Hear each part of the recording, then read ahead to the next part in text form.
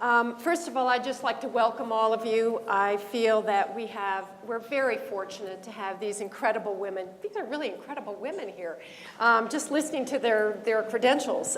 So I want to thank all of you for being here. Thank you for taking the time. We're all busy, and I greatly appreciate it, and I know that these people appreciate it.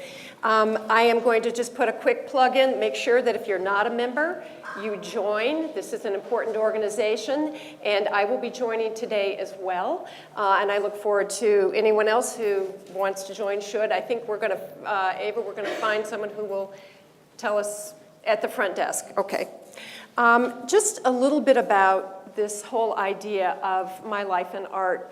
When I thought about it, the first person that I called was Constance. Because I think that there are so many different angles when we look at art, particularly if you look at it in all the different areas that we're thinking about, where we're talking about an artist, a curator, educator, and a gallerist. So I think you're going to find this interesting today. This is, Laura Addison has been kind enough to draft these questions. We were given these questions a little bit ahead of time. I can't guarantee how they're all going to come out. She's warned me that we never know. Anyway, without further ado, thank you for being here, Laura. Thank you, Charlotte, and thank you, New Mexico Committee. Thank you both for everything you do for New Mexico Arts. I'm so pleased to be here today. So you heard Russ give the biographical sketches of everyone here at the table, and you should have a pamphlet on your chair that describes everybody's bios in more depth. But I want to delve a little deeper first. And so the first question that I want to pose to the panelists is, was there a moment that you can identify when you knew that you wanted to be an artist, an art historian, critic, a gallerist? Don't be shy. Well, you want to start? Somebody start here, yeah. Well, I grew up in a relatively small town with no art museum whatsoever, and I was in my late teens before I even put one foot in an art museum, and that was the Dallas Museum of Fine Arts. And I was captivated by an Andrew Wyeth painting. So that's when I got interested in art. And then I went to do my undergraduate studies, first at Texas Tech, and my art history classes there. I think I went in as an art major and immediately switched to art history, and that was it. Pretty simple. Well, I guess I could say, I grew up in a small town too, on the border of Wisconsin in northern Illinois. And for me, my introduction to art was Catholicism. My church was just gold-leafed, and there were candles and flowers, and the priests wore satin, and oh, it was just fantastic. So I would call that the Baroque side of my introduction to art. And then my other introduction was I lived across the street from a Mennonite quilt maker. And she allowed me to come from third grade, starting in third grade, every day after school. And I would arrange, she just made simple square quilts. Think Albers, Joseph Albers' color relationship. And I would go there every day and I would rearrange these squares, and it would take me months to get the top to where I thought it was perfect. And then she would make them. I mean, to me, that was miraculous. And that was like sort of being the curator. There's this whole team behind you, you know, somebody else doing all the work. And I said, but if I think of the first curatorial thing I did was probably my own closet. And my mother, my mother was very indulgent. I mean, she wasn't, you know, kind of like she let me do a lot of things. So one year it was all blue. I took everything else out of my closet. Another 2 years it was roses and oranges and greens. And that's all I would have in my closet. So these were things, but when in terms of my introduction, it really came through another art historian, Sheldon Reich at the University of Arizona. He was the did the Marin Catalog Raisonné, did a lot of work on Dasberg. And what was important to me was I did not want to be an Easterner. My great aunt homesteaded in Arizona in the teens. She was a rancher. I knew I was a Westerner. And to find this kind of scholarship at the University of Arizona was fantastic to me. He was an incredible teacher. So I thought, this is all I want to do, is look at slides in the dark. and then of course, I went to all the great museums, and that was essential. In my era, it was so easy to travel. It was not hard like it is now. It was easy, so you got to go and look at all the great collections. So Libby and Malin, did either of you ever aspire to be an artist? I did at first, but I don't remember aspiring to be an artist. I think I wanted to be a fashion designer, which is so wrong for me. But I think I was one of those kids that go, oh, college is going to be hard, I'll be an art major, you know. So it literally, but then, you know, like I say, right away I took to the art history classes much more so. Charlotte? I started as a working artist and in ceramics. And I had just a wonderful mentor. She was a fabulous woman on the East Coast. I grew up in New York. And she was incredible. She lived on Staten Island, and every day I'd go to Staten Island to work with her. And I eventually ended up teaching with her at Staten Island Community College. But I realized as I was progressing in my art career that I wasn't very good. Really, I knew that this was probably not my real calling. And so I had an opportunity to become involved with a museum and found that I was very good at raising money. And of course, that sort of led to a whole 10 years of raising money for institutions. I moved to New Mexico in mid-'80s, and it was during that time, I moved here to raise money for a foundation, and it was during the time of me leaving New Mexico that I actually became involved with a gallery. And I realized then that this was my calling. I loved it. I loved the work. I loved working with the artists. I loved everything. I realized I was a people person, which I'd sort of never really thought about before. And so it was really the beginning of my exploration in terms of gallery life and what that means and the commitment it means to the people that you bring into the gallery. And I continue to do it with joy. And I think for me, and maybe for a lot of artists, it's not anything that we choose, because it's a pretty tough way. But am I getting feedback because I'm feeling it? No, okay. That it's just a growing awareness of what it is you want to do, and not what you want to maybe be.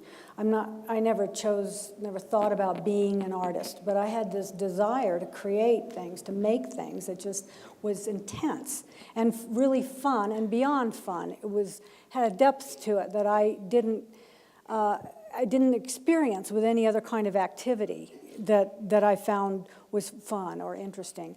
It had these levels to it that no other activity had. And so I just wanted to keep doing that and keep doing that. And so by the time college came around, of course I took art courses as well as everything else. And that was just, I came alive in those classes. And so I just followed that. And I think that, since we're here talking about the female experience versus the male experience, I think that in going to college, at this stage, it's almost easier for a woman to decide to pursue art, because it does not guarantee an income, and where men are under more pressure to guarantee an income, and so they may choose other things. So in the beginning, I think it might be an advantage to be a female in this. There's less pressure to do other things in a certain way. You feel a little more free to go. then something else has to take over once you get out of college, and that's a determination to stay with it. And so for me, I just seemed to have that determination. I didn't have any feeling about being a mother or a wife, right? You know, I didn't have those huge urges. And I think that that actually helped me at the earlier stages. Not that these things aren't good and can't be incorporated beautifully into one's life. I do think it helped me in the beginning because I just wanted so much to do this thing, make these things and see what happened. And so it was never a moment that occurred to me to be an artist. It was just continuing to go where I felt alive and not worry about what that might mean other than how could it be bad. And was being faculty at a university a means to an end? That came after. I do teach at a university, and it's interesting because we all brought that up, that I think that they are important institutions for at least for this panel, and maybe for a lot of people, to become acquainted with art and yourself. And I got out of graduate school and just I made a pact with poverty. I said it would be my friend, and I would embrace it as my freedom. I would really take it on as a legitimate and honorable thing. So I got my expenses way, way down so that I could have only minor jobs. Jobs, I always tell my students, get a job you're embarrassed to have, you know, because then you won't invest your energy and your ego in it. Just get delivering this package from here to there, that's a good job. And then go home. And so I just got a low kind of job and lived. So I had a lot of time to waste because you have to be able to have a mental capacity to create a place for you to fail all the time, not make money, not be productive, but of course you're there working every single second. So it's really hard work, but it doesn't have the benefits of what other people's hard work gets them, perhaps. So you have to stick it out. I don't know what your original question was. Now, did you have any mentors or role models that pointed the way for you? No. That's something that I know comes up quite a lot when talking about opportunities for women in the arts, and that is that there's generally been a sort of paucity of mentors, that there needs to be more of a network for women working in the arts. I think there must be now. Mm-hmm. When I was in school, there were no professors that were women, and so, and one of my great teachers, I had a terrific relationship with him, and he just thought I did great work, and top of the class, and it was medal, and I was graduating. I said, well, what should I do? What should I do? And with genuine loving me and genuine care, he said, marry well. I said, okay. What about anyone else? Mentors or role models who made a difference in your path? A lot of really good mentors. The first of my mentors were my peers who were, I had a fellowship at the museum education at the Toledo Museum of Art, and anybody who knows the Toledo Museum of Art knows what a great collection it is. And there were 7 of us that year, and they've been totally important to me in my whole career. They included Christopher Knight, who's the critic for the LA Times, Stephanie Barron, who's the great curator at the Los Angeles County Museum, Lisa Lyons, who's director of the Land. And so we were mentors to each other.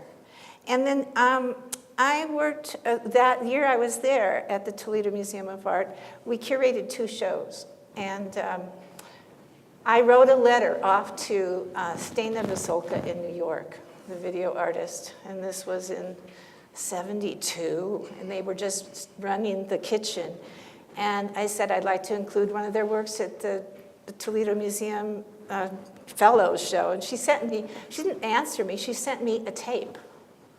At that time, video was taped. There was no question. And then they moved here in '79, and I've worked with them ever since on shows internationally.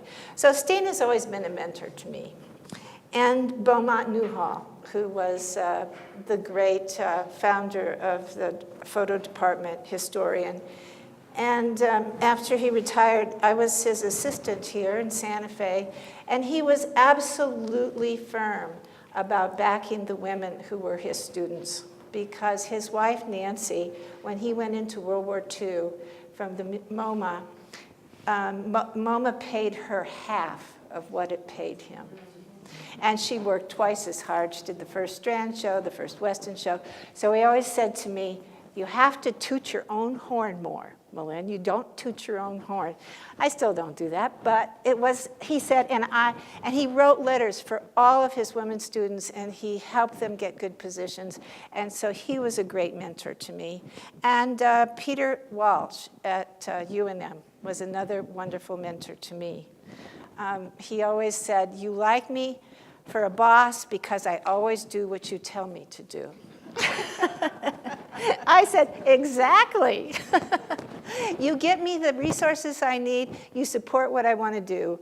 And then my husband. These are all men who are feminists. And so they were mentors to me. So I just wanted to mention them. Libby, have you ever had a boss like that? Where they do everything? I wish. No, honestly, I've had a lot of role models in the field, but, I will say that I had very happy relations with my professors, and I would be at the top of the class, but I would be passed over for their little darling boys for scholarships and like that. So I had really good experiences and learned a lot and, like that. But I will say that I did experience that level of sexism. Was it ever addressed? Did they ever provide a justification? Sorry, but, like I might have really self-evidently, completely, apparently outperformed all the other students in some areas, but it was a little different thing. I can't say that it was entirely sexism because there were gay issues involved and things like that. So, so for that reason, I can't say that anybody put their arm around me and helped me into a professional life. No. Now, Charlotte, you mentioned. There were two women in my life that early on that said, yes, you can. And I just want to make this statement because I think it's really important. I'm hearing it with a couple of it, particularly with you, Libby. I think that women, oftentimes, we don't say to ourselves, yes, we can. Maybe we do at home in the mirror, but we get into an environment where we don't say, yes, you can, and we don't actually stand up and say that in an environment like you're suggesting that happened. And I've had it happen to me numerous times as well.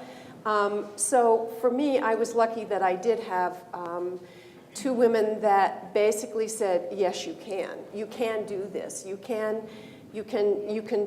take on this role and do it. And I also had a mother who was a phenomenal woman.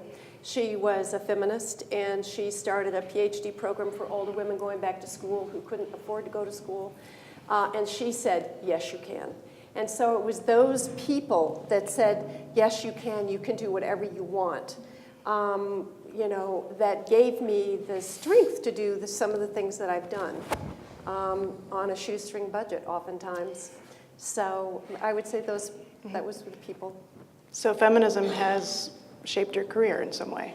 In a sense, yes. I mean, I'm from that generation, I think most of us are from that generation where it was something that we were aware of, at a certain point. I remember the Guerrilla Girls, and that whole thing that happened in the 60s and 70s. So I'm aware of it, and I should be more aware of it, and I constantly call myself on this because sometimes I forget.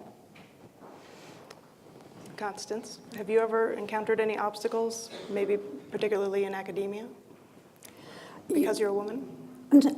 I can't point to an obstacle in the way historically women who were not allowed to take life drawing classes can point to. I think it's just more of a general pervasive attitude in the culture at large, and it's just these, I was thinking, I was watching The Wizard of Oz again, and I realized, oh, this is great because it's a girl's adventure. I never really thought of it, I don't know why, but I hadn't thought of it that way. And it's like the queen and another queen, bad queen, good queen, it's all women, And so I thought, this is great, in the 30s or whatever it was. And then I thought, well, what's the message of this story? And then I realized it's stay home. It is. There's no place like home. And the whole point is, I shouldn't have left. I shouldn't have left. I should have stayed home.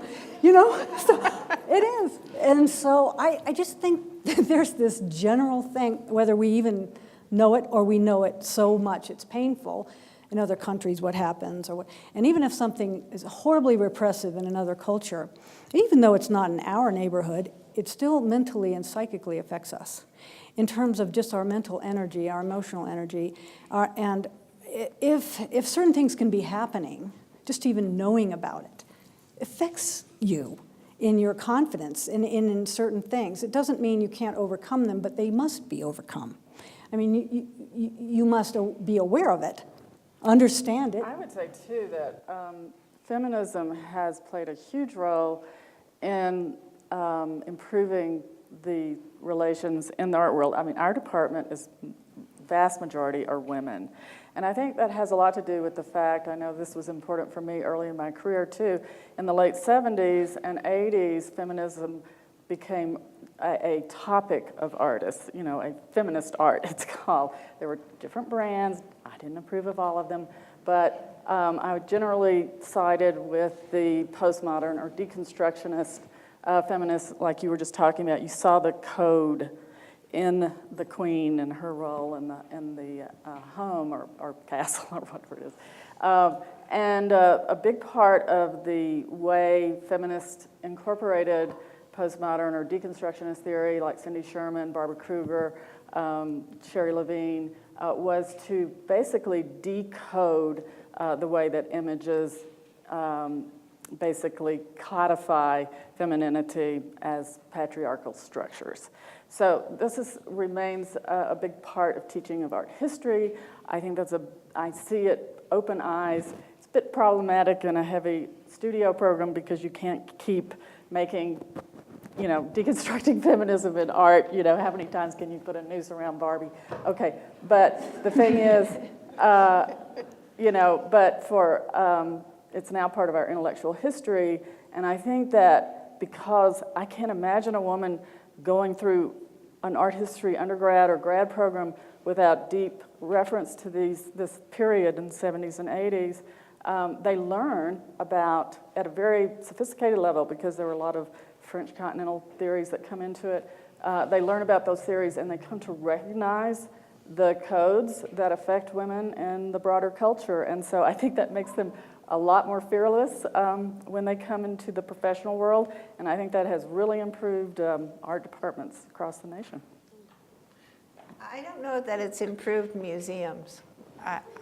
Just from my own experience in museums, my last museum job was at the McNay in San Antonio, and when I went there in '99, I was hired. I knew it was going to be a lot of work because I was hired for 2 full-time jobs, and I was going to be their first curator of art after 1945 or contemporary art. So, in a way, starting a whole department.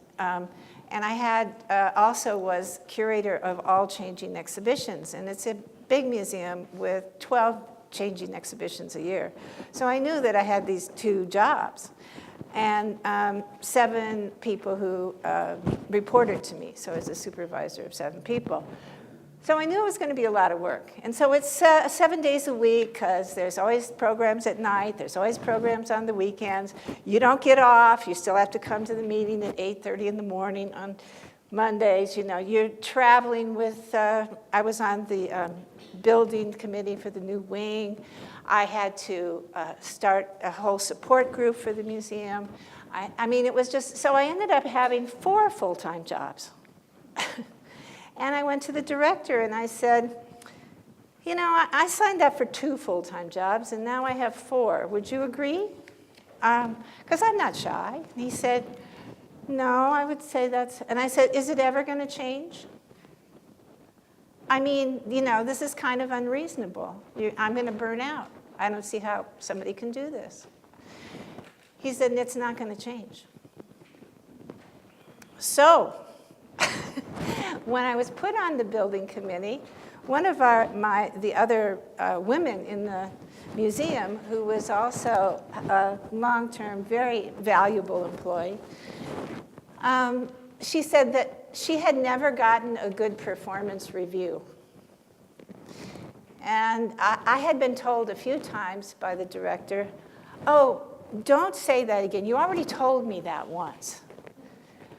You're so negative about that. I said, well, because nothing's been done about it, right? I'm repeating myself because nothing has changed, right? So. And the director was a man, yes. I'm assuming. So he's saying, nothing has changed. And I said, I thought you hired me because I was a professional and you wanted to hear feedback from me. Well. So now this other person who was also put in the building committee with me, who'd gotten a negative performance review, a woman, for 10 years, she said. She said, when I'm going to try an experiment this year, Malin. She said, I'm going to sit in all of the meetings for the new building, and I'm not going to say one word the entire year. She got a great performance review. She got a performance review that said, you've been so cooperative this year. And I don't know if you've been reading any of the Harper's Magazine. A friend of mine, Rebecca Solnit, writes for them, and she's been doing a lot on the kind of glass ceiling and difficulties for women in Silicon Valley. And I feel that that's all still there in the museum world. So do you think Santa Fe is a little bit of a bubble in that sense? Because So you look at the leadership Right. in Santa Fe, New Mexico, I haven't worked in a museum since 1973 here. but if you look at, say, the 4 state art museums in Santa Fe, three of the directors are women. Well, you worked there. So You I worked told me. there. Well, I mean, it feels to me that in terms of the staffing, it's heavily populated by women, the Right. museums. Maybe New Mexico is unique in that. I don't have a way to gauge that, but Right. and the same is true of leadership. So a lot of times in a particular industry, women might get stuck in middle management, that the opportunities for greater leadership are limited for them. But I don't sense that here. I mean, we've got Patsy right here, who's the director of another art museum, Right. and I see, but maybe this is a unique situation. Well, and I'm it not could sure. also be because New Mexico museums are so poorly paid. Poorly paid. That will That's true. Though, I mean, that women, I think women are the only ones who will take these jobs and live in a community where it's so expensive to live. I think that's one reason UNM has so many women in the department. Right. that's interesting, isn't it? I think it's worked out well for UNM. I think it's worked Don't out know well. about for the women, but I think it bears a little thought about if there are so many women in leadership positions in museums and such, how come women are underrepresented to such a degree in these same museums? And I have a thought about that, and it goes back to a book written by Dorothy Dinnerstein, The Mermaid and the Minotaur. And in that book, and I'm going to take liberties, that because we're all raised by the female, our intense relationship is with the female, whether we're women, or boys, or girls. It does, it's just there. They give us the world and they take it away. They love us, they reject us. I mean, all these deep, deep, deep, deep things. And I think we all. I don't think and I think this is also in the book, I don't think that men are more sexist than women, against women. I think it's shared. I think it's a cultural phenomena within all of us as individuals to have this deep, difficult relationship with that called the female. And I think that women can have these feelings about women in the same way men do, and they might even have it more deeply because they are brought up with these feelings. Men learn them. Women experience them. We experience, you need to look pretty. You need two people raise their hands, the boy's hand, you know. We experience this over and over, and so it's more ingrained to us, into us. And while we may have empathy and really want to help out, we still, I think, have that in us. And I think women need to, it would be helpful to address that, to think about it. Could that possibly be true? Could we possibly be part of that in terms of our own self-confidence and having confidence in this young artist starting out? Like, who's going to bet on the artist? I own a gallery. It cost me $10,000 a month in rent. I got 2 artists to choose from. Who's the better bet? Who is going to pay off?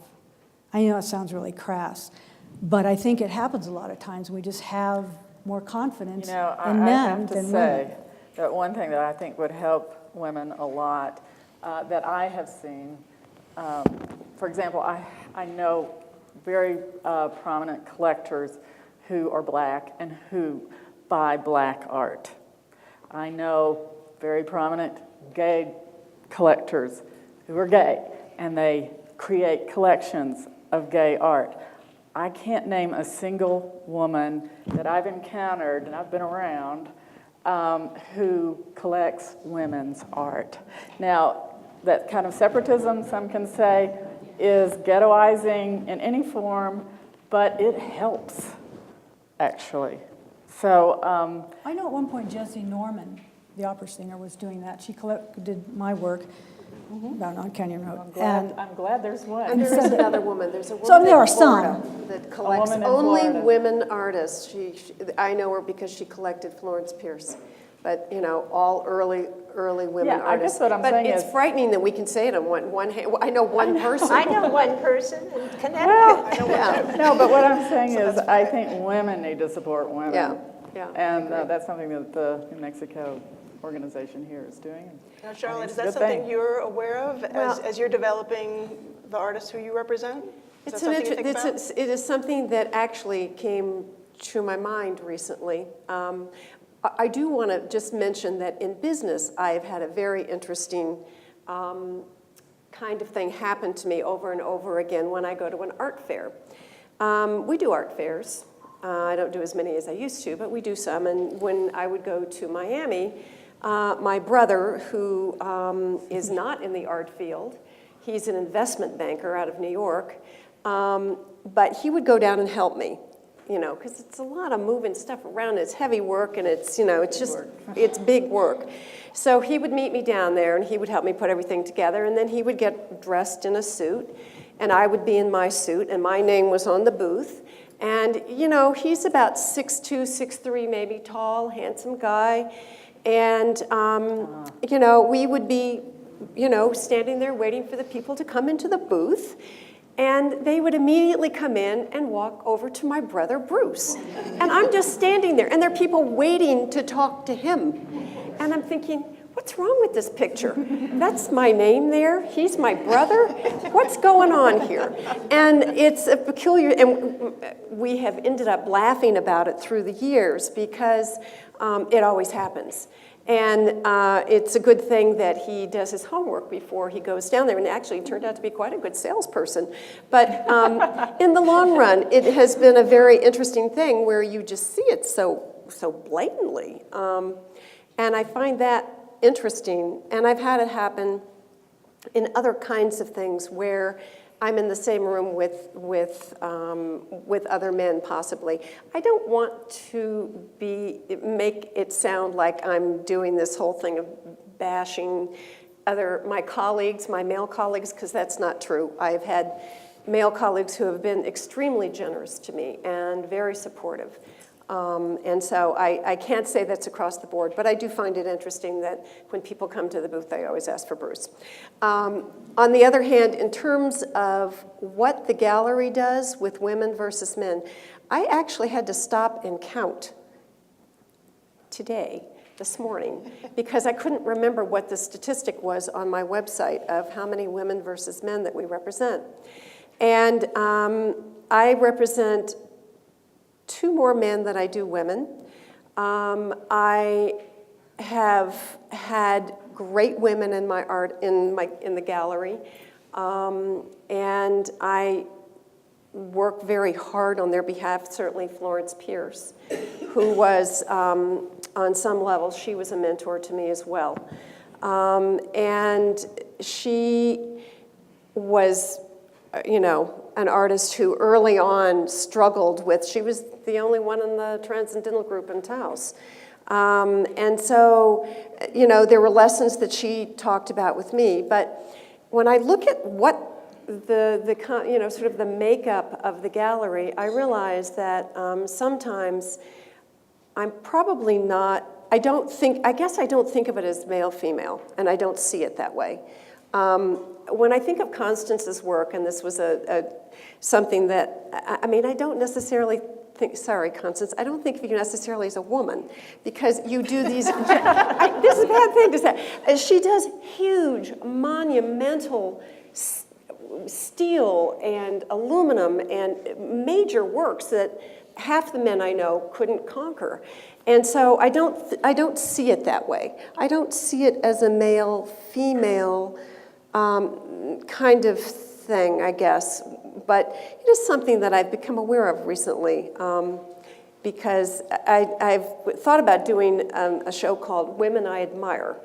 And I was sort of looking through my roster of artists and thought, well, this is interesting. I think I have more men than I do women. So Anne is out there somewhere, Anne Appleby. I'm sure, yes, and she's probably thinking the same thing. But it is something that I have given thought to.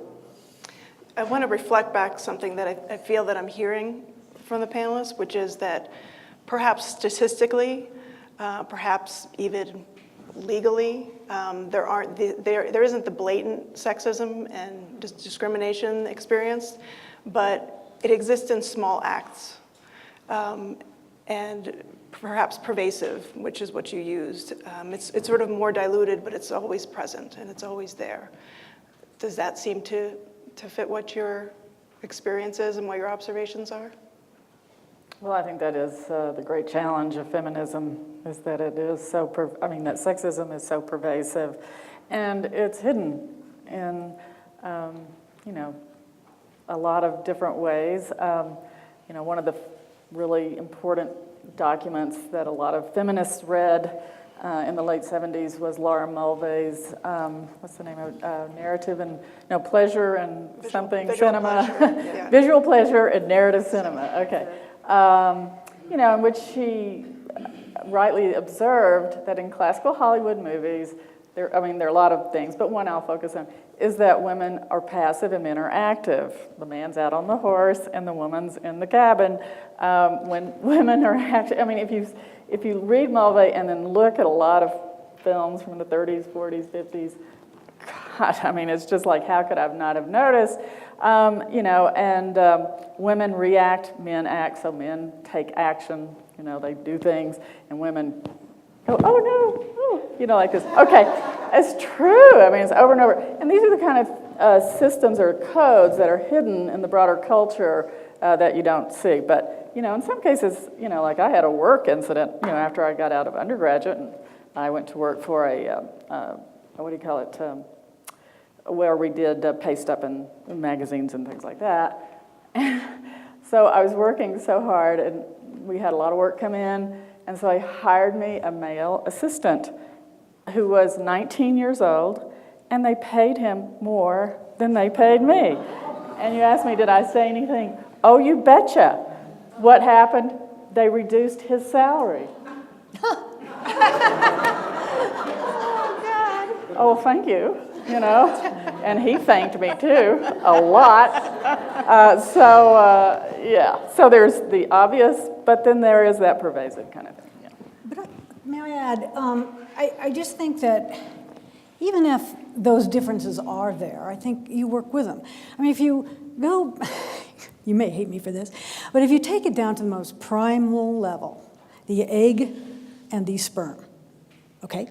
The sperm are single-minded, they're going for it, and they're really going for it. Talking about Sperm.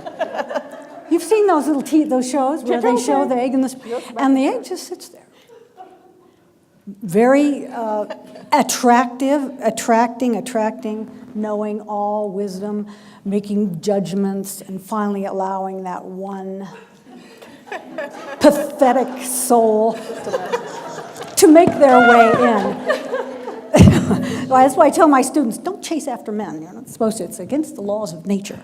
But at any rate, let's say that very primal thing motivates us. And let's say men are more aggressive, and let's say women are more nurturing. Let's say these are the differences. Perhaps they are in some people more and or less. I think the question isn't how do we adapt their behaviors or some other kind of behaviors, but how do we work within our natural instincts as they are and not turn into something that we aren't to get that prize. You know, that you can't become. I think it was Linda Durham told me once, she said, well, I always tell people, a woman will never be a very good man. You're never going to be able to compete that way. Just be a really good woman, you know. And I just think there are tendencies that separate, obviously, you know, these genders. And it's just how to work within a system that perhaps favors one over the other. And you can modify, but strengthen those things that you have and work with those. Because I think these things come out of somewhere. You know, I think I agree with you in the sense that a lot of feminist theory, but not all, wants to view the sex relations as symmetrical. And certainly I think in terms of courtship rituals in our culture, which will forever be important, I think, it's simply not symmetrical. And so I do think more work needs to be done. On the other hand, I think that feminism as a whole should be a kind of equal under the law sort of thing. So there are power positions and submissive positions, but you don't have to tie that to biology. So in any case, I like your sperm story, though. Well, it's just, it's so basic, you know. I also think that, you know, it is the way women versus men are brought up. And I know that there have been studies of girls who go to all-girls schools versus co-ed schools, and that they actually raise their hand a whole lot more. And if you've read Sheryl Sandberg's book, Lean In, it is what she talks about, and she talks about that issue of, you know, do we sit at the table or do we sit off to the side? And I think that a lot of times we have to take the responsibility to sit at the table. Absolutely. And I think maybe that's what you're saying, Constance. We have to be responsible for ourselves and sit at the table. Yeah, sit at the table, but be yourself. Yep. You know, be more nurturing at the table if you wish. That's easy you don't to have say, to be, right, ladies? But you Sit can. at the table. But you're not. We have more money. Yeah. We're not. Yeah. So let me take this pause. Shall we move on to another topic? Is that me? Okay. We only have about 10, 15 minutes remaining.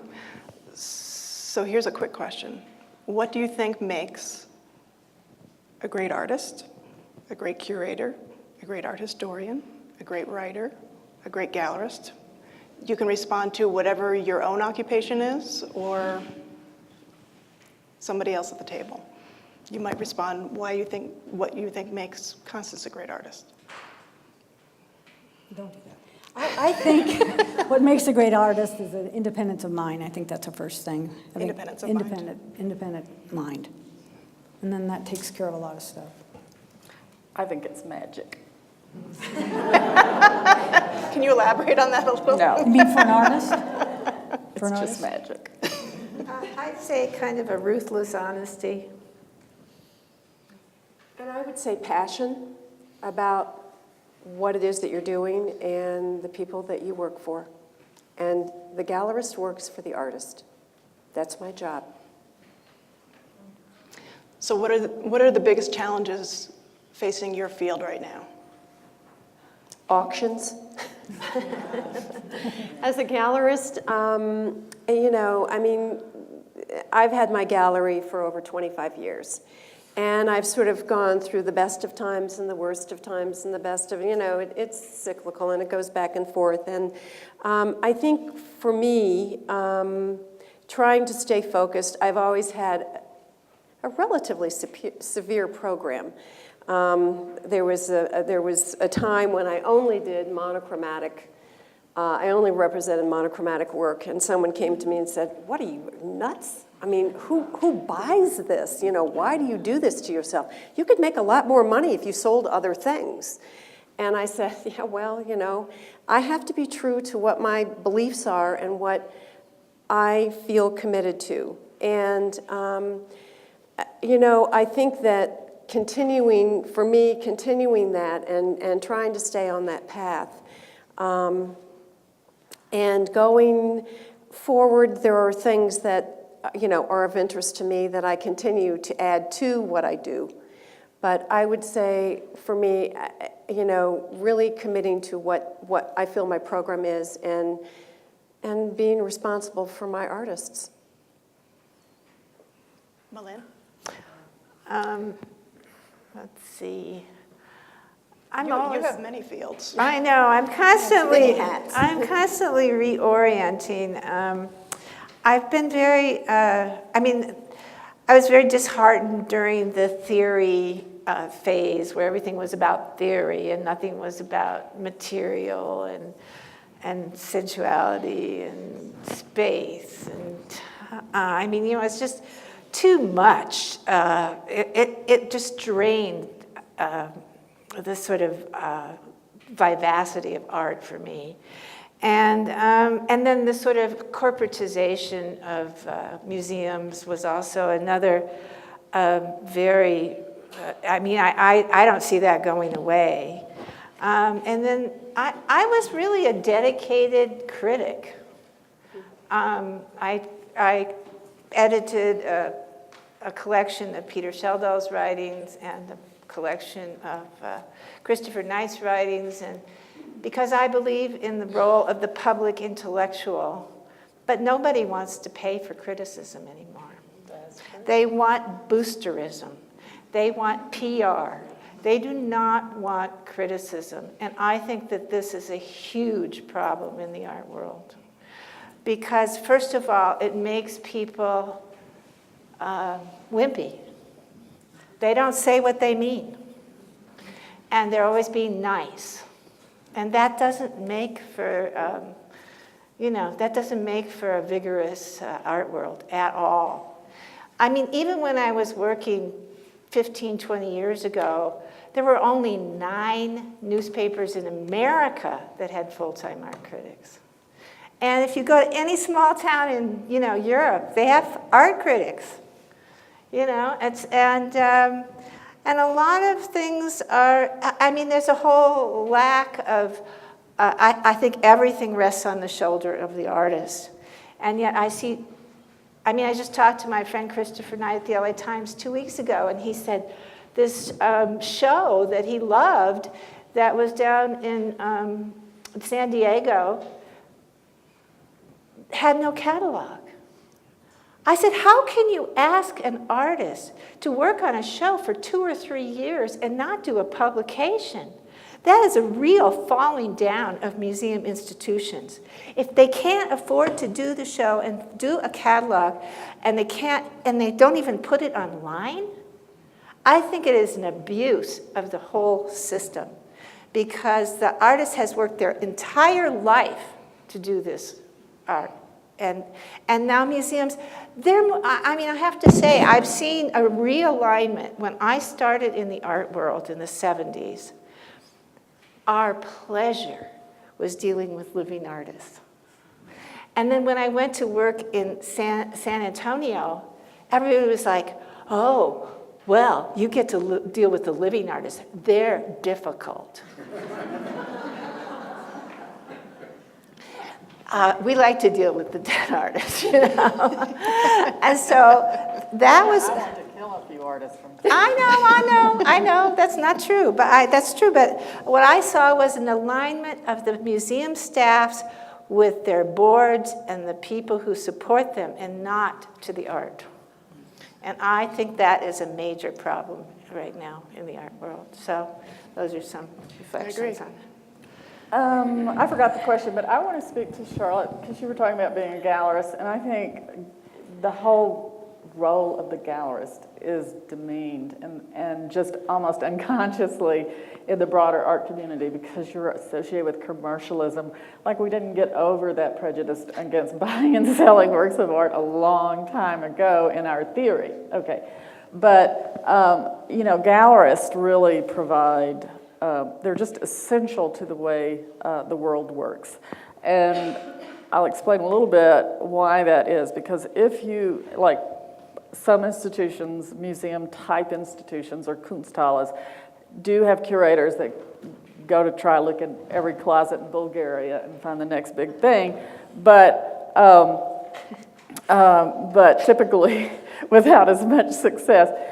When gallerists have proven their worth in finding the new talent year after year since the beginning. They support artists in many big ways. If you look at someone like Leo Castelli, who just died a few years ago, one of the great gallerists in New York who introduced Jasper Johns, Robert Rauschenberg, pop artists and things like that. What you don't realize is one of the artists he supported was Richard Serra. He did not make a dime off of Richard Serra for 20 years. For 20 years. He believed in the art. Now, you can't, if I were working in a museum, I probably couldn't talk the director into, we're going to support Richard Serra for 20 years because he's really good. I believe it. You know what I'm saying? You know, and also, you know, when you go into the gallery business, it is a huge risk. Are you kidding me? I mean, everyone will tell you, you don't even think about you're not going to make a profit for 3 years. If you're really lucky, you might at that point begin to break even. That's huge risk. I mean, there are huge expenses.